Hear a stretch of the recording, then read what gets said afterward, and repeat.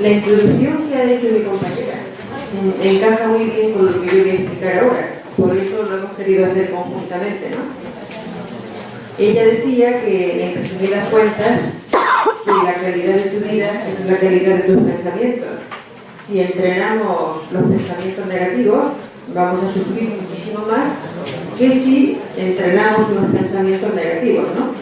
Ya habéis visto cómo se producen esas ramificaciones de las que hablaba ella, ¿no? Lo que voy a explicar hoy es un proyecto que he realizado durante el año 2016, este año. Es un proyecto que se enmarca dentro de la Universidad de Granada. Es un proyecto de investigación para aminorar el sufrimiento. Este proyecto consta de un marco teórico y también de una parte empírica, de haber trabajado con enfermos terminales y crónicos en hospitales de Granada y con alguno de un hospital en Miami. Ya que estoy viviendo allí bastantes años, pues he tenido la gran oportunidad de tener amigas que son enfermas crónicas, ¿no? Y he estado en continuo contacto con ellas, con lo cual eso me ha permitido trabajar aquí en Granada y también con esas personas que están en Estados Unidos. El título de mi proyecto de investigación se denomina ¿Es rentable el sufrimiento? Terapias de aprendizaje para aminorar el sufrimiento. Este proyecto se divide en 7 puntos. Vamos a empezar por la introducción. ¿Por qué este trabajo de investigación? ¿Cómo surge? Este proyecto de investigación surge de mi propia inquietud personal de aminorar el sufrimiento en mi propia vida y también en la vida de los demás. He intentado vincular la educación con el sufrimiento. ¿Existe realmente una pedagogía del sufrimiento? Pero una pedagogía en el sentido positivo, de sufrir menos y ser más felices, ¿no? Cuando yo me hacía estas preguntas, de que si existe una pedagogía del sufrimiento, a la vez me surgían otra serie de preguntas adicionales. ¿Cómo podemos ser más felices? ¿Cómo podemos sufrir menos? ¿Podemos aprender de ese crecimiento que se produce cuando se sufre? ¿Se puede aprender a no sufrir? ¿Existe realmente la pedagogía del sufrimiento?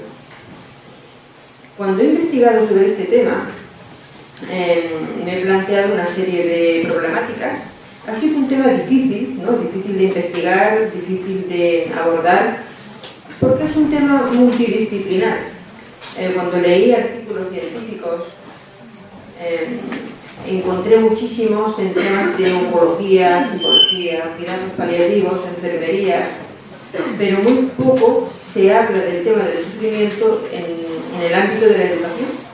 Y pienso que es fundamental que a los seres humanos, desde pequeñitos, se nos eduque a no sufrir, como una asignatura más en el colegio incluso, ¿no? Otro problema que encontré fue difícil definir lo que es el sufrimiento versus dolor, porque no son conceptos diferentes. Ahora más adelante lo voy a explicar. Y el tercer punto, que encontré como un poco problemático, todos estos resultados de estudios científicos que he podido investigar pues sobre este tema no se suelen aplicar en el contexto del hospital. Referente al marco teórico, ¿cómo lo he construido? Bueno, pues ha sido buscando en revistas internacionales de impacto. He encontrado todos estos artículos científicos, la mayoría de ellos en inglés, porque hay muchas publicaciones en Estados Unidos, en Canadá, en el resto de Europa. En España no hay tantas. Y como he dicho antes, es un tema multidisciplinar. De toda esta investigación saqué 2 conclusiones. Diferentes definiciones de sufrimiento por diferentes autores científicos y las estrategias que han trabajado cada autor científico. En general han sido más o menos unas 3 estrategias, ¿no?, las que han usado todos estos autores. Este es todo el marco teórico, autores científicos que los he circulado en tonos turquesa, amarillos y rojos. Antes de hablar de las definiciones de sufrimiento, que eran algunos de ellos, las más relevantes, ¿no? Puedo decir que todas estas definiciones que voy a explicar se pueden utilizar no solamente con enfermos crónicos y terminales, con los cuales yo he estado atendiéndolos, ¿no? y trabajando con ellos, sino también a cualquier problema de la vida, ya sea de temas de pareja o de problemáticas económicas o de adaptación al medio, porque al final el sufrimiento pues, puede ser más o menos el mismo, ¿no? Puede tener una serie de características muy similares. Vamos a empezar por el autor Middleton. Middleton, en sus artículos científicos de este año, justo del 2016, ¿no? Define el sufrimiento como un reto personal a romper estructuras mentales preexistentes. Ahí volvemos a repetir lo que hemos estado diciendo todos estos días, las creencias, ¿no? Esas son las estructuras mentales preexistentes que tenemos cada uno de nosotros en nuestro archivo mental. Middleton nos habla también de saber diferenciar lo importante de lo accesorio cuando vamos rompiendo esas estructuras. Dice también que deberíamos de acomodarnos a la realidad y crecer con ella. Por ejemplo, cuando yo contaba ayer el ejemplo de mi padre Diego, ¿no? Eso supuso romper estructuras mentales muy fuertes, ¿no? Las herramientas con las que contamos son las herramientas del amor, que ayer las expliqué también. La comprensión, el asumir nuestras propias vidas. El segundo artículo científico por este autor, Lewis, 2013, también es muy actual, ¿no? Del año 2013. Lewis, ¿cómo define el sufrimiento? Lewis hizo muchas investigaciones en comunidades tibetanas y nos habla y nos dice que las enseñanzas tradicionales tibetanas pueden ser probadas científicamente. Es la sabiduría ancestral de estas personas. Ha sido comprobado todo científicamente. Y define el sufrimiento como una actitud de la persona ante los problemas. Ante una muerte, por ejemplo, en un accidente de tráfico, una persona puede actuar de una forma determinada y otra de otra forma totalmente distinta. Una con aceptación y otra sin aceptación y con mucho sufrimiento. Nos dice también Lewis que cuanto mayor es la flexibilidad mental que tiene una persona, mayor capacidad de resiliencia. ¿Qué sería la resiliencia? Pues el equilibrio entre la personalidad y los factores de riesgo. El siguiente autor científico, O'Glynn, también en el 2002, también más o menos reciente, nos habla de una sabiduría práctica. Dice que healing is bilateral, curar es bilateral. ¿A qué se refiere cuando habla de una sabiduría práctica?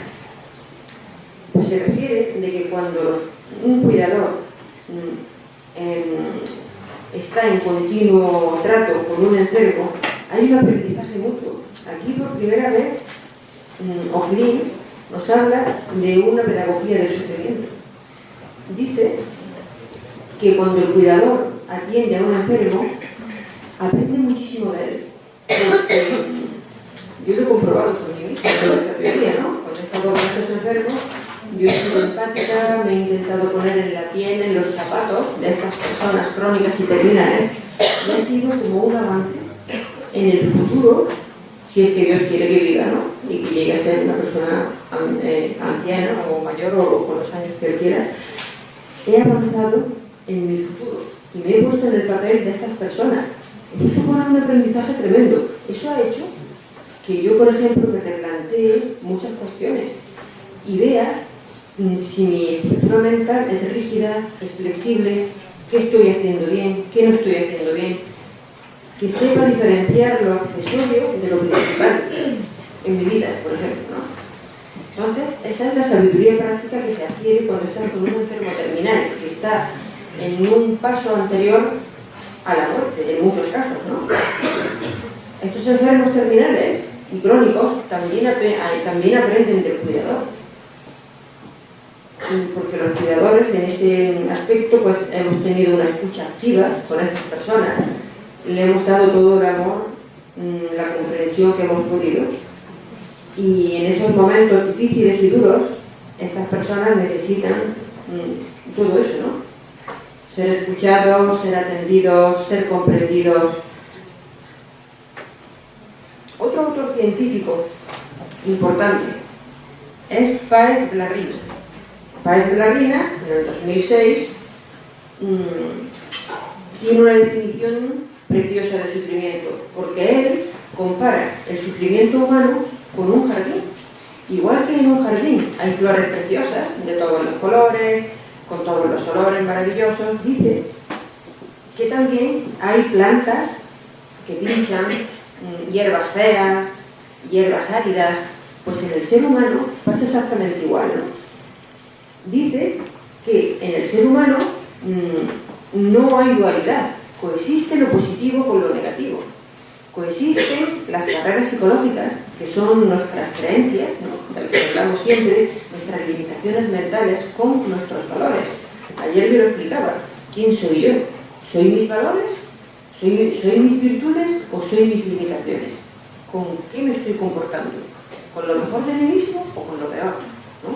Entonces, dice que en el ser humano no se puede evitar el sufrimiento, es parte inherente en nosotros. Igual que en un jardín hay flores preciosas y hay flores feas, y que pinchan y que tienen espinas. También nos dice Páez-Larrina que cada uno tenemos un valor, ¿no?, o muchos valores. El valor es individual. A lo mejor lo que para mí es importante, para otra persona no lo es. Por eso dice que es individual, que son decisiones nuestras, personales. Yo puedo evaluar en una balanza y tomar decisiones. Puedo decir qué causas y qué efectos tiene o puede tener el valor que yo he elegido, ¿no?, a lo largo de mi vida. Entonces, para Páez-Larrina, en sus artículos científicos, dice que valorar es actuar. No solamente es pensar lo que yo quiero, sino llevarlo a cabo, llevarlo a la práctica. El valor es individual, es mi decisión. De hecho, yo lo he podido ver en los enfermos, ¿no? Algunos enfermos que tenían un nivel mayor de comprensión decidieron utilizar sus valores a lo largo de su enfermedad en vez de sus limitaciones. Y para algunos de ellos, sus valores, ¿cuáles han sido? Pues disfrutar de su familia el día a día, disfrutar de sus hijos, disfrutar de su pareja, dibujar un mandala o colorearlo, salir a dar un paseo, porque a lo mejor no podían hacer otra cosa porque su enfermedad se lo impedía, ¿no? Pero en vez de estar sufriendo todo el día y estar preocupadísimo, a ver si mañana me avanza el cáncer y mañana me muero, el futuro no existe, ni el pasado tampoco. Deberíamos de vivir en el presente para no amargarnos y no suponer cosas que todavía no han pasado, ¿no? Todos los demás autores científicos, todos los de azul turquesa, están de acuerdo con la terapia de aceptación y compromiso, y son estas terapias que todos hablan de una forma o de otra de la aceptación. Se ha comprobado científicamente que dan resultados muchísimo más positivos que la persona que no acepta, ¿no? Los dos autores que están en amarillo son los seguidores de las terapias cognitivo-conductuales. Hay muchísimos más, pero yo me he centrado en estos dos, ¿no? En Páez 2007 y en Álava 2003. Estos autores se dedican defienden las teorías cognitivo-conductuales, que también son muy buenas, pero no han obtenido científicamente tantos resultados positivos como las anteriores, ¿no? Ellos, con sus teorías cognitivo-conductuales, lo que quieren es controlar conductas a través de una serie de estrategias. ¿Cuáles son esas estrategias? Pues, por ejemplo, el autocontrol. Cuando te viene un pensamiento negativo, que te autocontroles para no tenerlo. Pero eso es como poner un parche, ¿no? Como ponerte una tirita para no tener ese pensamiento. No lo erradicas de raíz o no lo asimilas en tu vida, como decía Páez-Larrina, en el jardín bonito, ¿no? Que tiene que convivir todo junto, el sufrimiento, los valores y las virtudes, ¿no? Entonces, con estas estrategias, pues se autocontrola, con los cognitivo-conductuales, se autocontrola, hay paradas de pensamientos, Por ejemplo, para no pensar en lo negativo, pues me pongo a ver la televisión, o me voy a correr al parque, o se me ocurre hacer una fiesta con mis amigas. Con técnicas de relajación también sería otro sistema de poder controlar todos estos pensamientos negativos y que producen sufrimiento. Después hay otros, ya para finalizar, hay otros 3 autores, que son Londoño, Ocino y Krikorian. Ellos ven el sufrimiento desde un punto de vista multidimensional, porque dicen que cuando una persona sufre, el ser humano, al ser un ser holístico, pues hay que tratar el sufrimiento desde diferentes puntos de vista. No solamente con analgésicos, cuando te duele algo, sino también pues, con terapias para la mente, con información nueva, con el amor en la familia, con una dimensión espiritual o religiosa, si eres creyente.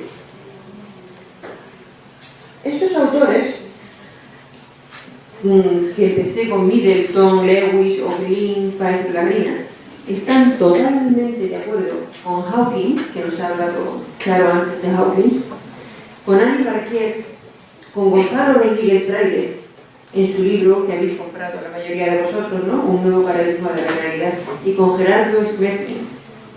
Estos autores científicos encajan perfectamente con lo que dicen Gerardo y Gonzalo. Es un encaje total. En el libro de Gonzalo, él trata el sufrimiento como una infección en la mente. Igual que cuando tenemos fiebre es una infección en el cuerpo, pues dice que el sufrimiento es una infección en la mente. Si una persona no acepta, es porque no comprende. Y si no comprende y no acepta, va a tener un nivel de sufrimiento mucho más alto, no va a tener paz interior y no va a tener energía vital. Es el triángulo que expliqué ayer de la paz, ¿no? La aceptación es una herramienta muy profunda. Hay que aprender a soltar, a dejar ir, como dice Hawkins en su último libro, que se llama así precisamente, Dejar ir. El doctor Hawkins murió hace un año y su último libro habla precisamente de eso, de la muerte y del dejar ir, del desapego de los bienes materiales y de las personas, ¿no? Muchas veces tenemos que trabajar todos estos temas cuando la vida se nos vuelve del revés totalmente, ¿no? Este es el marco teórico y en este proyecto, después de este marco teórico, yo me marqué unos objetivos. Un objetivo general que se llama ¿cómo se aminora el sufrimiento? Y 4 objetivos específicos. Definir el sufrimiento y el dolor, comprender la importancia de una vida basada en valores, crecer a través del sufrimiento fue otro objetivo, y el último objetivo que me planteé era dar a conocer todas estas terapias y estas estrategias para aliviar el sufrimiento, como la terapia de aceptación y compromiso, que ha sido la que ha tenido más éxito científicamente. El punto 4, ya comenzamos con el estudio empírico y las categorías de análisis. ¿Cómo he realizado yo este estudio empírico, este estudio práctico con estos enfermos, ¿no? Para mí las dos partes han sido muy interesantes, tanto la teórica como la práctica, pero algo más para mí ha sido la práctica, ¿no? El tener esa oportunidad de compartir con estas personas. Para ello, lo he llevado a cabo con una investigación cualitativa. ¿Qué quiere decir eso? Pues he hecho historias de vida. Lo he hecho con entrevistas semiestructuradas. Algunas de las preguntas estaban escritas y era un índice, ¿no? Era un índice y yo se lo iba preguntando a ellos conforme iba hablando con ellos a lo largo de los meses, para no ser tan invasivas, ¿no? Y otras preguntas las iba improvisando sobre la marcha. Y otras cosas me las contaban ellos, ¿no? Estas entrevistas las he grabado con el permiso de todos los pacientes. Algunos no me han dado permiso y no las he grabado, claro. Y después de las grabaciones y de escucharlas, las he ido transcribiendo todas, ¿no? Una vez que hice todo eso, fui sacando una serie de categorías. Lo que más hablaban ellos en sus conversaciones era de dolor, de sufrimiento, de aceptación, de no aceptación, de dimensión espiritual, según las creencias que tuviera cada uno, del amor en la familia. También me hablaban, ¿no?, en muchas ocasiones, que era muy importante. Esta población y muestra ha sido elegida entre pacientes de 41 y 80 años. La muestra fue intencional, porque le asignaron los pacientes que tenían un mayor nivel de solitud, ¿no? Porque yo quería trabajar con aquellas personas que no tuvieran a nadie. Entonces, en los hospitales me encontré con muchas personas que tenían familiares, pero no iban a visitarlos. O bien porque estaban lejos, en otras ciudades de España, o bien porque habían fallecido todos los familiares y estaban ya solos, sin nadie, o bien porque esa persona era una carga para el familiar y no querían saber nada. Pero yo no se puede juzgar a nadie, ¿no? Porque a lo mejor se les producía tanto dolor que eran incapaces de ir a ver a esa persona para evitar el sufrimiento, ¿no? Entonces, después de extraer las 9 categorías que he dicho ahora mismo en todos los pacientes, saqué 2 bloques. Un bloque, aquellos pacientes que no aplican las terapias de aceptación y compromiso, y otro bloque de pacientes que sí aceptaron estas terapias de aceptación y compromiso. Ellos evidentemente desconocían estas terapias, porque yo no les estaba diciendo toda la parte teórica, ¿no?, porque no era procedente en ese momento, pero en cómo se comportaban y cómo era su vida externa, yo lo iba viendo, ¿no?, cómo encajaba toda la práctica de las vidas de estas personas con la teoría. Aquí he puesto una tabla de alguna de la población, ¿no?, y muestra. El sujeto, por ejemplo, número 1, ha estado operado varias veces de una craniotomía. Es una persona joven de Estados Unidos y está en un hospital en Estados Unidos. El segundo paciente, pues con un cáncer, con 65 años, estaba en un hospital aquí en Granada. Y voy a hablar de estas 2 personas. De los otros pacientes no me va a dar tiempo a comentar nada. Las categorías las tengo aquí escritas, ¿no? Son el dolor. Esto era lo que me hablaban los pacientes cuando yo tenía conversaciones con ellos y me tiraba a lo mejor pues, meses y meses, ¿no? Entonces, una de las categorías fue el dolor, otra el miedo, otra la resignación. Había muchos que estaban resignados. Otra la no aceptación, otros la aceptación y el compromiso, otros la dimensión espiritual, el amor en la familia, el sufrimiento y la esperanza. Yo hice estas 9 categorías y las desarrollé. Voy a leer palabras literales de un paciente que sí aceptaba su enfermedad y estaba feliz. Y esta persona ya va por la 5ª craniotomía. Entonces, voy a leer las palabras textuales, ¿no?, de esta persona. Es muy duro luchar con una enfermedad crónica y tan delicada. Yo pongo todo mi empeño, pero a veces me ganan los malestares y tengo que acostarme porque es mucho dolor. A pesar de todo, nunca había sido tan feliz. El amor y la entrega que tiene mi esposo hacia mí y mi hija es mi gasolina. El implante está estupendo. Sí, me quedó perfecto. Falta que se adapte la piel y no lo rechace. Sí, la verdad es que solo Dios me ha ayudado a superar este dolor. Dios es perfecto y los tiempos de Dios son perfectos. Mi vida cambió completamente. Es increíble cómo un problema de salud le cambia la vida a un ser humano. Lo que me ha pasado se puede resolver a menos que convulsione o que me den problemas neurológicos irreversibles, como problemas para caminar. Aunque me recupere, ya nunca será igual. Siempre tengo que tener mucho cuidado, porque tengo la válvula interna puesta para que me drene el líquido del tubo, que no se puede operar. Y esa en cualquier momento puede fallar. Ya veremos lo que Dios tiene para mí. Me protegen siempre, Dios y la Virgen también. Increíblemente, esta será mi 5ª cirugía cerebral. Tengo mucha fe en Diosito, que mi cuerpo no rechaza la prótesis y que se me haga una infección. Ojalá Diosito me dé vida y podamos hacer una historia de todo esto. Y yo le preguntaba, porque me mandaba fotos, ¿no? Esta persona es amiga mía. Y le pregunté, ¿y esa foto tan bonita, eso qué es? Mis manos y la de mi esposo. Y yo le contesté, qué bonito tener una pareja como vosotros. Sí, Dios me bendijo. Otro paciente, es un ejemplo de otro paciente que no comprende, no acepta, porque no sabe hacer otra cosa mejor, que no aplica las terapias de aceptación y compromiso. Es un paciente con cáncer, acaba de fallecer hace poco tiempo, y en las conversaciones yo le decía, porque él no estaba a gusto en el hospital, aquí en Granada, ¿no? Él no quería estar ahí. Y yo le decía, no te preocupes, vas a salir pronto del hospital. Y él me contestó, me encanta que me hayas dicho eso, me encanta. Ya, hace falta atención. Atención a ti mismo, que pienses en ti y que te cuides más y comas más. Hay que pensar en positivo siempre. Todos luchamos para conseguir lo que queremos. Y él me contestó, exactamente. Yo siempre he pensado en positivo. Lo que me he puesto de propósito lo he hecho. Cuando tú has hecho una lucha en la cual tú no has merecido perder en esa lucha, porque no has hecho nada para no perder, pues me parece muy injusto.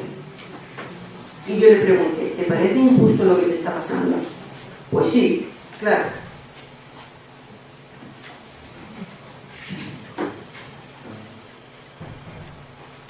En el punto número 5, cuando tuve que trabajar el análisis de los resultados, ahí vi, contrastando con la literatura especializada y con el estudio empírico, pues concluí que el enfoque más eficaz, el que producía menos sufrimiento, era cuando la persona aceptaba. Aquellos sujetos que no aplicaban las terapias de aceptación, pues mostraban mucha menos flexibilidad, un comportamiento muy reactivo o completamente pasivo, ¿no? Eso se veía cuando hablaban con los enfermeros, con los médicos, reactivos porque se enfadaban, rechazaban la comida, las medicinas, estaban de mal humor, no querían levantarse a dar un paseo, a caminar, incluso conmigo, ¿no? Muchas veces cuando iba. Entonces, pues, y otras veces estaban completamente pasivos, pasaban de todo. Y le dijeran lo que le dijeras, o le llevaran lo que le llevaras para intentar alegrarlo un poco, ¿no? Y animarle un poco la tarde. Estas personas pues tenían menos comprensión, más aislamiento, menos resiliencia y mucho más sufrimiento. Aquí he puesto un esquema, no hay evolución cuando la persona no acepta. La no evolución es el resultado de nuestras limitaciones mentales, de nuestras creencias, ¿no? Como decimos siempre, del ego. Ya lo decía Middleton en la parte teórica. El sufrimiento lo define como un reto de rompimiento a las estructuras mentales preexistentes, ¿no? Entonces, al no ser capaces de romper esas estructuras, lo único que nos produce es sufrimiento interno y sufrimiento externo. El sufrimiento interno, pues teniendo miedo, resignándonos, sintiéndonos en soledad, en abandono. ¿Miedo a qué? Pues a perder, como decía Hawkins en su libro del 2014 antes de fallecer, ¿no? ¿Miedo a perder qué? Pues a perder las personas queridas, a perder los bienes materiales. Ese es el miedo que tenemos cuando nos aceptamos, ¿no? Miedo a enfrentar la realidad, miedo a ser abandonado, miedo a morir. Y cuando no hay evolución y no aceptación, también hay un sufrimiento externo, de enfermedad, de dolor, de muerte. Quiero hacer un breve paréntesis en las definiciones de lo que es sufrimiento, que es la no aceptación de algo que te está pasando actualmente, en este momento en tu vida, que es diferente del miedo. El miedo es la no aceptación de algo que no ha pasado todavía y que en nuestra mente no lo imaginamos. También la definición de resignación, que es cuando uno lucha y lucha y lucha por algo que nunca puede cambiar. Como el paciente este que tenía cáncer, luchaba y luchaba y luchaba y no podía cambiar nada su situación, ¿no? También la definición de dolor, que es diferente que sufrimiento. El dolor es una afección física provocada por algo interno o por algo externo. Y el sufrimiento es mental. El sufrimiento está en la mente y el dolor es físico. Esa es la diferencia. Después seguí analizando los resultados y vi que aquellos sujetos que sí aplicaban las terapias de aceptación mostraban mucha más flexibilidad en su comportamiento diario, en su forma de pensar, de expresarse. Tenían menos comportamientos reactivos con las personas, tenían más comprensión, menos aislamiento, tenían más ganas de participar, de hablar con el compañero de la cama de al lado, o de cuando íbamos a visitarlo, pues contarnos cosas de su vida, ¿no? Más empatía, más generosidad. Recuerdo que algunos enfermos pues nos bajábamos a la cafetería dando un paseo y me invitaron a merendar. Y yo no quería que me invitaran, pero bueno, yo participaba. Y eran muy generosos, ¿no? Con su tiempo, con su vida, me contaban cosas muy bonitas, interesantes. Estaban compartiendo. Era un aprendizaje mutuo. También hay más resiliencia, menos sufrimiento, ya lo dice Ohlin, ¿no? Curar es bilateral, en su artículo científico. Aquí he hecho un esquema de cuando hay evolución en la persona que acepta. Hay unos resultados internos y coinciden con los que os explicaba ayer, ¿no? De las 3 virtudes que venimos a desarrollar este mundo, a este planeta Tierra, ¿no? Los resultados internos, cuando un enfermo acepta, son de amor, paz, felicidad, espíritu de servicio. Todo eso aumenta nuestra energía vital y todo ello activa las facultades superiores, teniendo unos resultados externos buenísimos, o mucho mejores que si no acepta, de recursos, calidad en las relaciones, salud, adaptación al medio, etc. Para finalizar, las conclusiones y las proyecciones, todos los objetivos se alcanzaron, menos 2, están en vías de consecución, que es el comprender una vida basada en valores, ¿no? E ir rompiendo estructuras mentales. Aprender a crecer a través del sufrimiento también está en vías de consecución, ese objetivo. Y problemas, bueno, pues que la muestra ha sido pequeña, de la población, que el aprendizaje ha sido enorme, personal, sobre todo más personal que académico. He utilizado mucha bibliografía y quiero acabar con una frase muy bonita de Gerard Smetling, en el que Gonzalo se basa mucho en esto. Y esta frase dice así: hoy comprendo que todo cuanto sucede en mi vida tiene un profundo propósito de amor, para que yo pueda reconocer la ley y aprender a liberarme definitivamente de toda limitación, de toda dependencia y de todo sufrimiento. Doy gracias a la vida por todo lo que tengo y por todas las circunstancias satisfactorias que me ha dado. Y también agradezco todas las situaciones difíciles y dolorosas que he pasado, porque me permitieron encontrar mi propio valor. Smetling, 1986. Muchas gracias.